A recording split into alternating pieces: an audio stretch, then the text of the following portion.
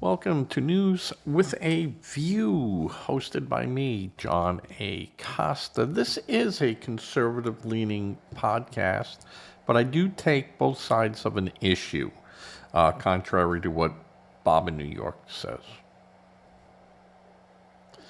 Hey, Bob, I'll be calling you later today. Today is June 3rd. This is episode 81.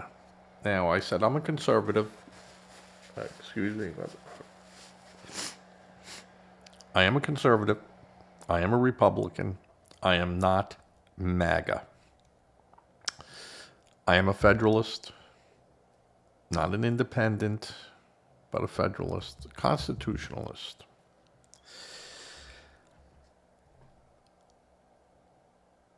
Both sides of an issue can be looked at and should be looked at. Both sides should be heard. And that's fine. I have no problem with that. I do have a problem when one side, be it Republican or one side being Democrats, cross the line of the good book. And it does need to be addressed. And it should be addressed. And it should be something that all Americans, no matter of their political persuasions, should be actively looking at. I mean, some things sound wonderful, you can't do it. Other things sounds terrible, and it's allowed. Most of the time, common sense will, it makes sense. And other times, you got to read the nitty gritty to go, yeah, they could do that. Or, hey, no, you can't do that. Or someone should say something, or wouldn't this be a issue? Anyone? So I do try to do that. And I do try to be, I look objectively at an argument. Some arguments you just can't make. It's silly. It's emotional. And if you stick with the facts and you stick what a government can do and what a government can't do, what a company can do and what a company can't do, it is push away the emotion and just look at what is allowed. And you could always challenge. In most cases, you could always challenge. It might not go anywhere, and the courts or anyone else might tell you, you don't have a leg to stand on, but you have the right to say, hey, I want to challenge it. There you go. So today, I'm going to be talking about my old alma mater, CBS television. The other thing, President Trump had some bumpy road this week, but there is something that people aren't looking at too closely, and it's a big win as of right now for President Trump. And the other thing that I'll be talking about is again, the IRS settlement and the Department of Justice judgment fund. Kind of, they're backtracking themselves, which I said they can do until they can't. So I think they realized, and we'll take a look at that. So let's get started today. CBS announced that Scott Pelle from 60 Minutes has been fired. He's been a fixture at CBS for years. Many years, decades. And he's been part of 60 Minutes for, I think, over 10 years. And I don't consider this tabloid news because there's a lot of people screaming that it's political and that it is, Donald Trump. And This has nothing to do with free speech. Colbert had nothing to do with free speech. You don't have free speech when you work for a company. You have free speech as I have it here because I don't answer to anyone. But if I had worked, if this was a company and the company said, hey, we don't want you discussing this and we don't want you discussing that, or you can discuss this, but you can't throw a political spin onto it, you just, the facts, that's great. But that has not, that isn't stifling free speech. Because really, free speech is the government coming in and penalizing you. You know, taking away your liberty. So, this is not the case. CBS decided to go down a different path.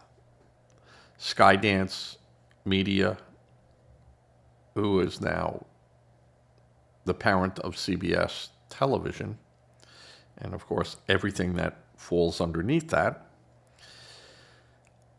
said, listen, but we feel that your show has gone too far one way and isn't central. It's got to be centralist. You got to, you can look and you could report, but you can't just push one way. And according to the reports, Scott Pelle objected vigorously at a meeting held with the executive producers. And I don't know if Barry Weiss was, involved with that directly, or could have been on a Zoom meeting with it, but they decided that enough. Scott, thank you. Time for you to go. And Scott said, or it was quoted that he had stated that CBS was being mismanaged, that the company was out there to just destroy 60 Minutes. And, you work for someone and you call them jerks. What do you think is going to happen to you? What would happen to you at your job if you did that? And for someone like me, they go, oh, you're insubordinate. Out you go. Out you go. Insubordination. And they fire you. And they could. In Scott Pelle's case, they probably had something in his contract that say, hey, if we can, for whatever our reasons may be, legitimate reasons. And they just said, hey, we don't think that you're going to fit into this new way we're doing business. So, you're out. They didn't give him a chance to resign. They didn't give him a chance to platform, to get on a soapbox. They just, out you go. So it had nothing to do with free speech. He could say, hey, we don't want the corporate entity to steer where we would like to go. And the company can turn around and go, at the end of the day, we're paying the bills. And we'll decide where we're going to go and just how far we're going to let you go with it. Do you have a problem with that? Just tell us yes or no. And he said, yeah, I got a problem with that. Well, I don't believe you should have problems in your life. You're fired. And that's how ruthless they can be. They don't have to accept your reasoning. And I'm not saying that he didn't have good reasoning.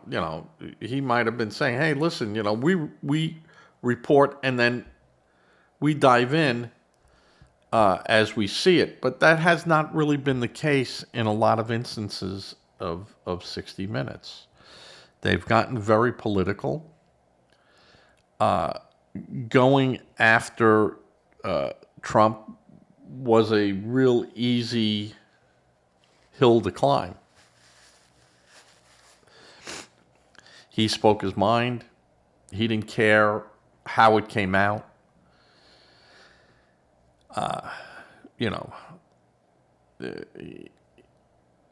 He is a narcissist. He is an egomaniac. Yeah, okay. Yeah, big deal. Doesn't preclude you from running for office or being a successful business person. As a matter of fact, it helps in those instances. So he didn't care. He didn't measure his words.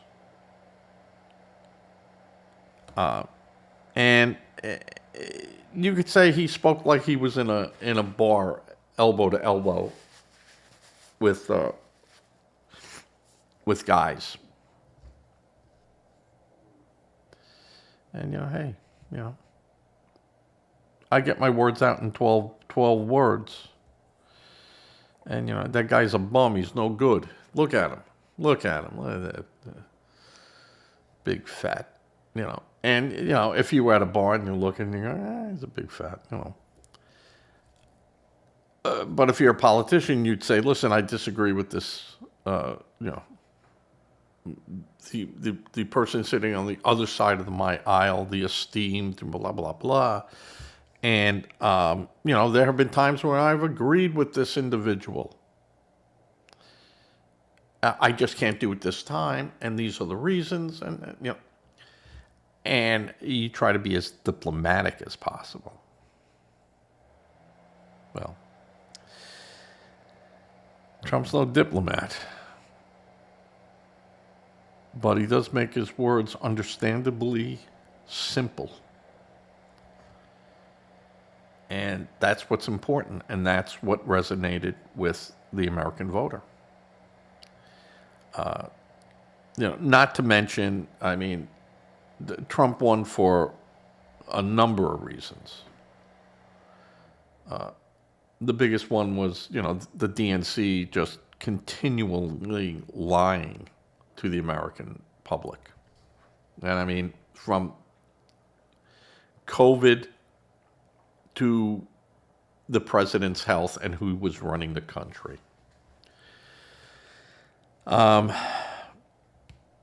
So Trump won for a lot of reasons.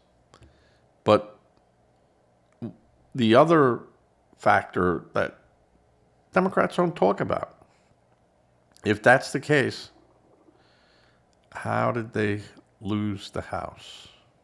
Why? Why couldn't they take the Senate? So those are real issues that they needed to come across. And it's easy to go, 60 Minutes is being manipulated by, the puppet master. He controls the Ellison family. Then why are their ratings so bad? Why, why is Fox News, going strong? But they won't answer those questions. They won't go there. So this idea that it was free speech, 60 Minutes was not news. 60 Minutes was a show.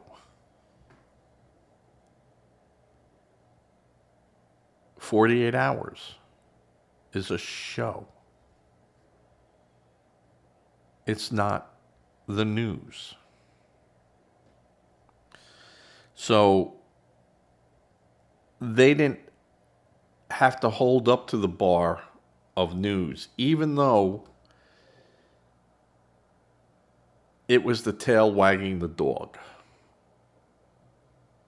What was said on 60 Minutes influenced the news. That's a problem. That's a problem. Because some of their statements were not true, were not accurate. Where in the news, you got to be pretty well accurate in where you're going with, or you're going to find yourself in trouble. And CBS News did. They found themselves in trouble. 60 Minutes found themselves in trouble. And the people that are watching 60 Minutes are, I would say, people with a much more disposable income than someone watching the Colbert Show. So when you have lead-in times and other people coming into the mix, advertisers, the companies are there to make money. News is a public service that they must meet for their obligations under their license from the FCC. And, there's rules and regulations and things of that sort. But 60 Minutes doesn't come under that. So when you have people screaming, this is an affront to democracy, no, it's not. No, it's not an affront to democracy. Number one, we don't live in a democracy. We live in a republic that has democratic principles. That's it. The company was within their rights, and they let him go. All right. 17 minutes on, about 14.5 minutes on Scott Pelle. Good luck to you, Scott. Maybe you should have called Dan Rather and Colbert for some advice before you opened your mouth up at a big meeting like that. But I'm guessing that they all know what's coming down the road for these people. They got to be out, and a new broom sweeps clean. So, were they out to kill 60 Minutes? Nope. Because that's a brand that CBS likes having. Are they out to show that we're going to move it along?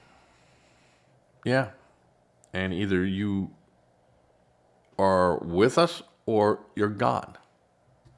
And that's just companies' right. They can take that direction. And time will tell if they're right. But it's not guaranteed. And, if they fall flat on their face, well, they're going to have to answer to their stockholders. And the same thing with Colbert. If Colbert was losing as much money, 20 to 40 million per year, and they're now only going to lose 8 million per year, that means they made up to $32 million of extra profit. So where two negatives can equal a positive, right? We see that all the time in math. All right. Let's leave it there. Let's talk about a win for Trump that people might not see it as a win for Trump, that they don't understand what it really meant. Okay. Trump earlier this year, I think, signed an executive order. It was 399, ensuring citizenship verification in federal elections. All right, sounds simple enough, right? What's wrong with that? So, what the federal government plans on doing is compiling a list through Social Security. These are different departments inside the federal government, where citizenship names, there'll be lists of people who are citizens. And they'll be given to the states to go through and verify that the people that are registering to vote in a federal election and in some state elections, some local elections allow non-citizens to vote. It's wrong, but they allow it. But what this does now is to me, it adds another layer of safety into saying that people that shouldn't vote can't vote.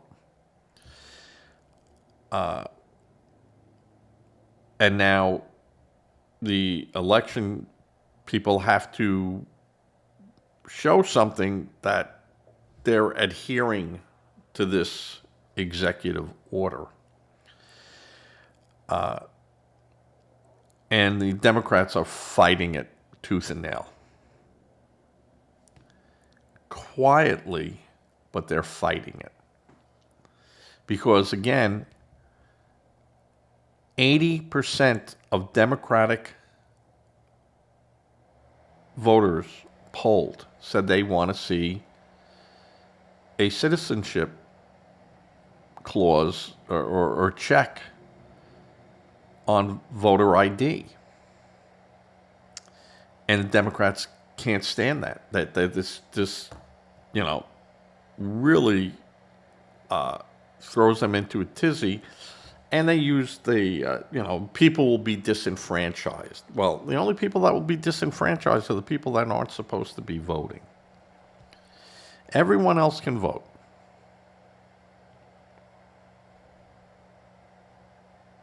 Non-citizens cannot vote in most of our elections.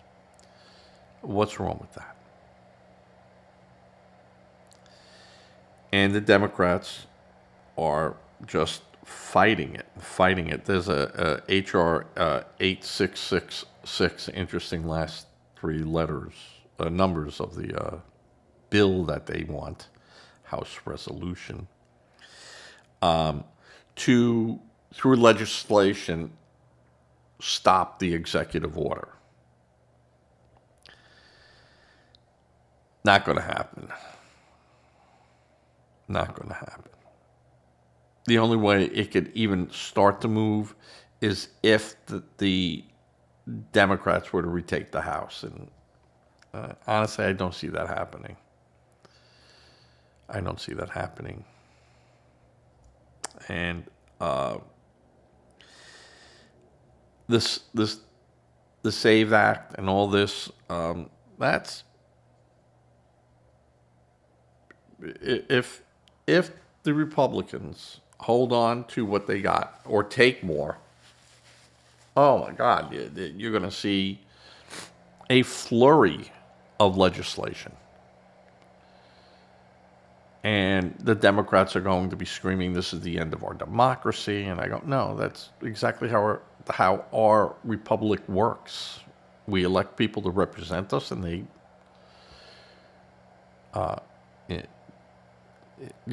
take the best step forward in our stead. They represent. And if you want to call that democracy, fine, call that democracy. I call that, democratic processes inside a republic. It's not just, mob rule. And the Democrats are in panic mode. Panic mode. So the bill, well, the executive order. Now remember, executive orders are just that. It is just allowed as long as a president continues to make it allowed. There is nothing stopping President Trump from going, well, I thought about it, and I'm gonna pull that, and then it doesn't happen. Or if Gavin Newsom wins the election, I'm just throwing out a name there, or they could go in that day, as in January 20th, and go in there and. But I'm ceasing to make that happen. And they can make that happen. They can make that disappear. But if the president wins both the houses, the Congresses, this will become, they'll fight to make this a law. And then it's not so easy for people to fight it. You could take it to the Supreme Court, and I'm sure they would, to show somehow it's unconstitutional. Which is their right. They can do that. And the courts could either say, we're not going to listen to it, or, they'd have to take it up through the courts to finally end up at the Supreme Court. They just can't run there unless it's so egregious that, any judge would say, yeah, this, it's way above my pay grade, because it's just so out in left field, I don't know how to interpret it.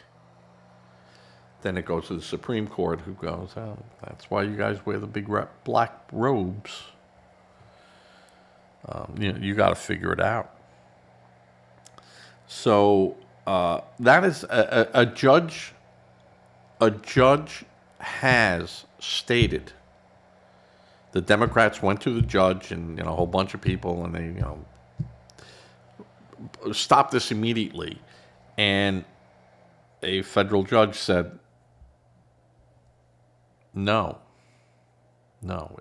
it can continue, but there's caveats in that too, where he goes, well, this hasn't been implemented yet, so I can't say who's getting hurt or how, and all this stuff that you're saying hasn't transpired yet. It's just what ifs and maybes and could be. So until you can show me, I'm going to allow it to continue. There's no reason for me to stop it. Now, that doesn't mean that the second that this is implemented, because if you read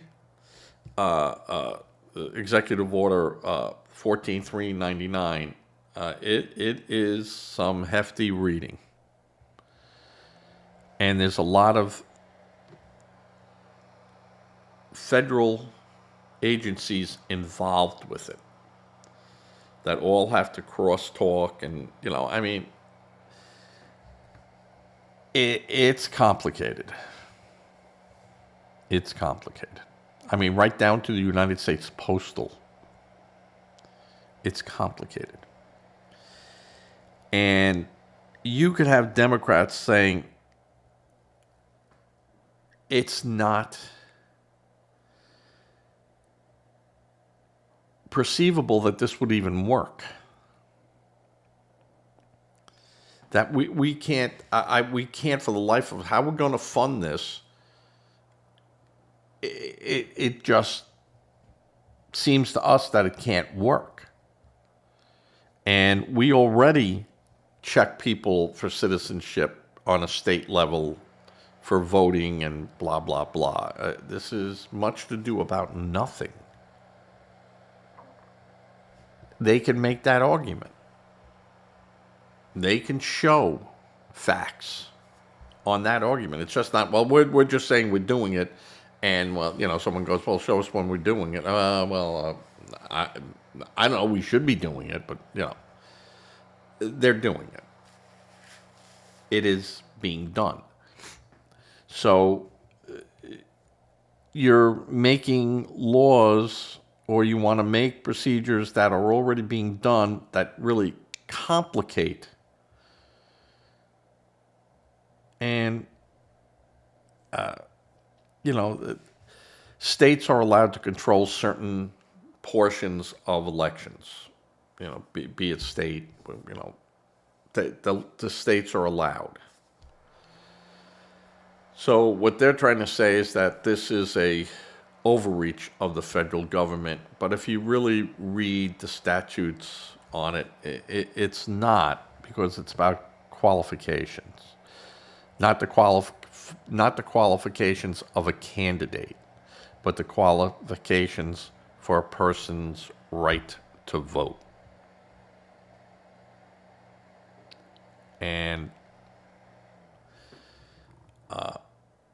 where the government, federal government, is going to say, we're trying to enhance for the state that they must use this list. And thus, we're actually helping the state, because anyone born in the United States, as of right now, is a citizen and protected all the rights thereof.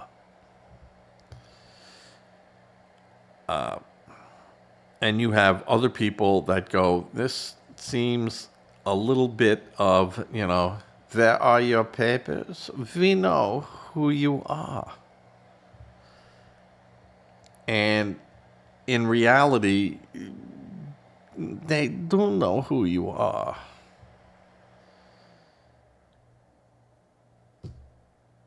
You pay taxes, they know who you are. You vote, they know who you are. You pay into Social Security, they know who you are. You apply for a passport, they know who you are. You get on an airplane, they know who you are. So those fears, while they might resonate with a lot of people, the well-informed, they know better. They know better. So that was a big, silent kind of victory for President Trump. That a judge said, no, I'm going to let this go. But again, the second it's implemented, then people can look at it. Then people can say, whoa. People are being hurt over here. They'd have to prove it, and they'd have to make their case, because once it goes in front of a judge, and the judge goes, no, you didn't prove your case here. And they go, well, we want another bite of the apple. And they'll go, well, yeah, I'll give you that second bite of the apple, but you're on the way back of my list, and now I got all these other people, and you are going to be the last people I hear, if ever. And they might go, we're not going to hear it again. Next time, do your homework. Wait for something really big. So it could be a win, but it's only a win as long as the powers that be stay the powers that be, unless they turn this into a law, which I don't see happening. I wish it would happen, but I don't see it happening. All right. That was, again,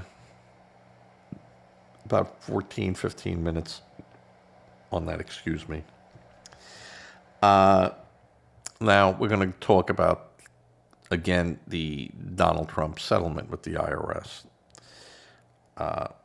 And the IRS settlement is different than the Department of Justice settlement. So everyone understands that. There were two settlements. All right? One of the settlements was the IRS settlement of releasing private data, IRS filings of private citizens and citizens that they were not authorized to release. And the person who made an unauthorized release, Charles Little,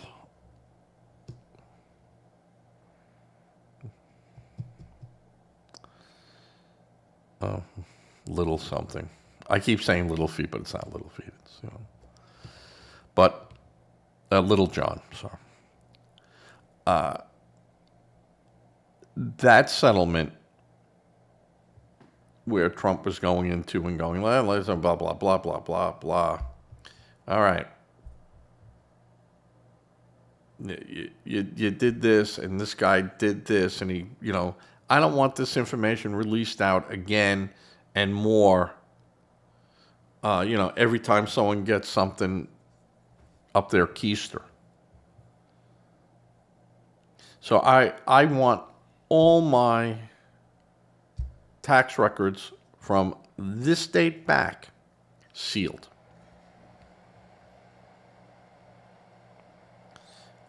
Now, the IRS had agreed to that.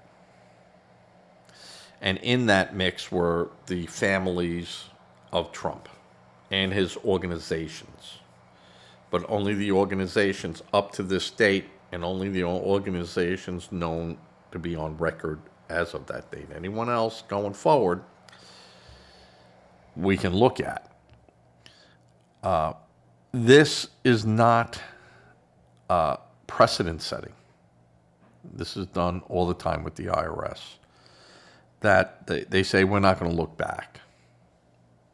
We're done. That's it. It's over. You go to the IRS and you argue back and forth and you go, this is it. I don't want you coming back and go, okay, you did this. Now we're going to go 2 years more back. We're going to find. No. You go and you look. You do what you're going to do. You're here now. We'll settle this now, but you ain't going any further. And if you don't, well, we'll take this to tax court. And the worst that can happen to me is I got to pay interest and more on the fine and whatever. And they look and they go, it's not worth the litigation. We might lose it. And if we lose it, then other people are going to go, well, I'm going to use that case as an example of what you're doing to me. And so they settle. And they go, fine, we're done. We're not looking back. We're looking forward, but we're not looking back. Done all the time, folks. This is not anything, double secret.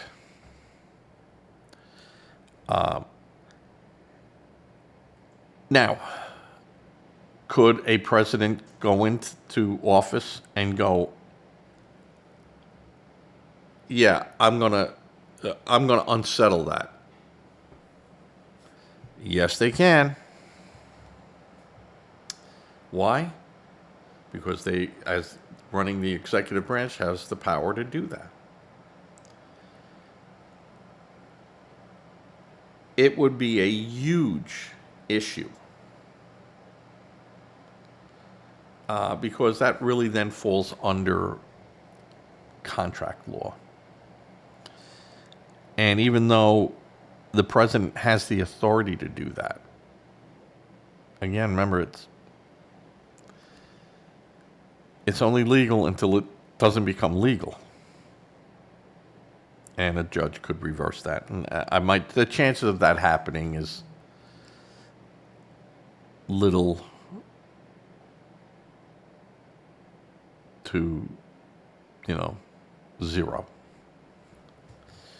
Now, it doesn't mean that there might be laws coming down from Congress to go, they can't do that anymore. They got to do this, and rules and stuff that go in to look at. And again, but the president has the power. You don't understand that. To set policies, to set who does it, and how it's enforced. They do. They have that power.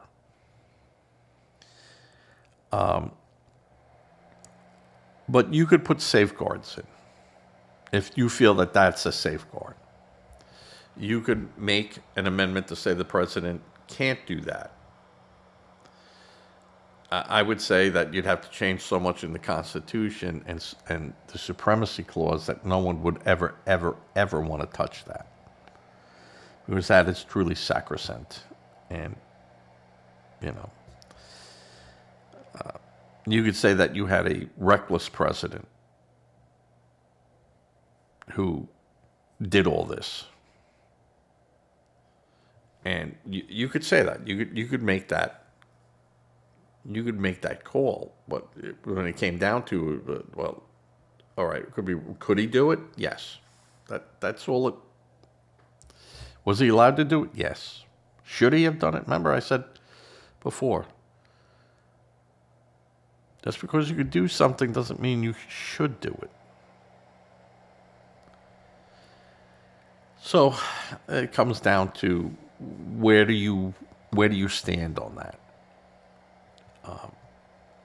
Now, the Department of Justice settlement with the 1776, $1 billion, $1.776 billion going into the judgment fund. It wasn't a new slush fund. I mean, this was all bullcrap by the Democrats.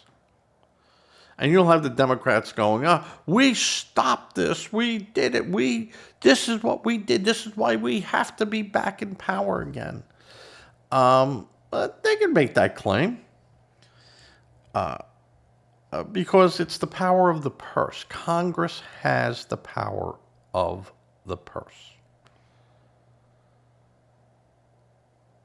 And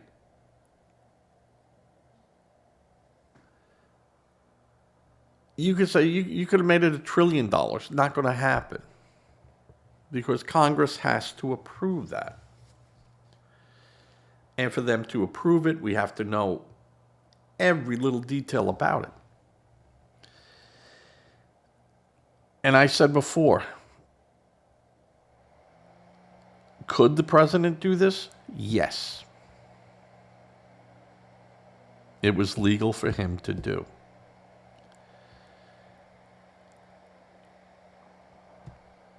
Until it became not legal. And I think the people around him told him that, this is not a fight we want to have to fight. This was not a fight that we should have. Because it takes the power of the Congress away, and that's not good for anyone. And you don't have that right. Congress has that right. And they exercised their right. Congress could have allowed it. Congress could have just said, the president said it, yeah. But they didn't.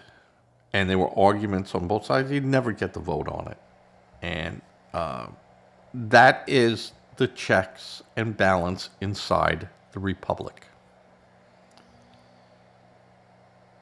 All right? And I said before, what Donald Trump did was perfectly legal for him to do.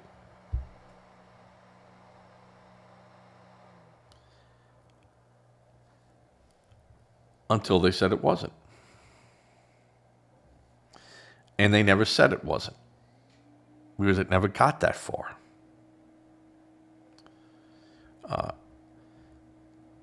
There was no lawsuit. He withdrew the lawsuit. There was the Department of Justice agreement with this, they backed away from it. They said, well, we're scrapping it. I'm erasing it. But what it does show is that a willingness for this administration to really push hard.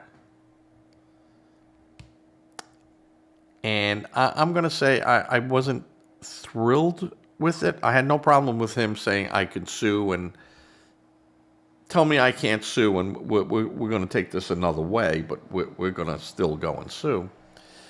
I was fine with that because I basically feel there was a citizen injured, and there was the federal government allowing itself to be sued. Trump said, "Yeah, I'm going to allow it." That's all that he needed to do. And the IRS was like, "All right, we'll make a settlement with him," because what the original argument was they went back, to like 2010 and looked for things, or 2008 and looked for things, and it's really way past the normal looking at of a person's file, unless they feel that it was fraud. Now, this was just a tax deduction that they said, well, you kind of took it twice because you took it here and then you took it again over here, and you seem to have gotten 2 bites of an apple here that you should have only had 1 bite from. And that might have been the case. I don't know. I have no idea. But when you read the IRS thing, they say they concluded. All right. Show me how you concluded that. And now we get to argue that. And that happens all the time. And before it goes through a trial, because once it goes through trial, that's a whole different situation. Remember, the tax court has their own court. Everyone thinks there's 2 courts in our country, a civil court and a criminal court. There's 3. A tax court. And you don't want to be in the tax court because you're not afforded the same rights as you are in other ones until it becomes criminal, and then, of course, you have all the rights. But, yeah, you don't want to find yourself there because it's death or freedom with the IRS.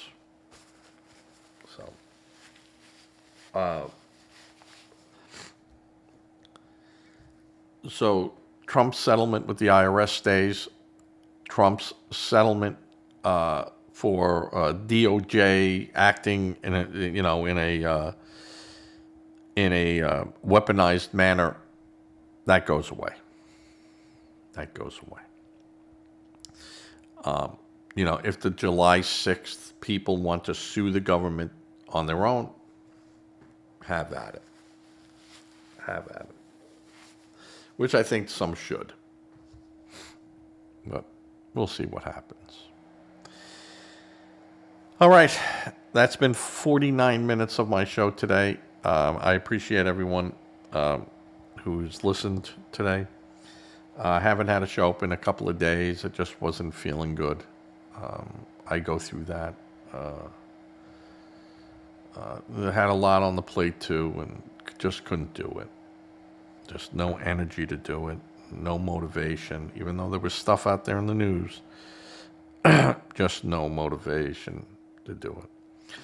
I'll probably talk about what's going on in Iran on tomorrow's show, which is, who knows? I don't know what's going on. We're not hearing too much about it.